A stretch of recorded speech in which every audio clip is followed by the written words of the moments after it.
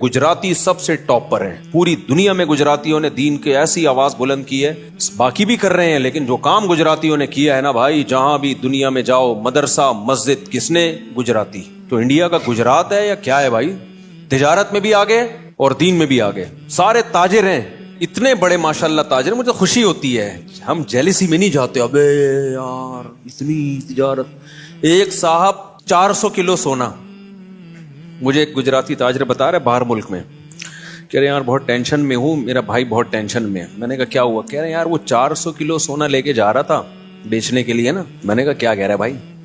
کہہ رہے 400 کلو سونا، وہ تو روز ان کا کام ہے 400-500 کلو۔ میں نے کہا کیا ہوا؟ کہہ رہے یار اس پہ کچھ ریسٹرکشن آ گئی ہیں گورنمنٹ کی طرف سے، کچھ مسائل آ گئے ہیں، تو آپ دعا کریں وہ مسائل حل ہو جائیں۔ 400 کلو یار کیا بات کر رہا ہے بھائی؟ کیا ٹماٹر بیچ رہا ہے؟ خربوزے بیچ رہا ہے؟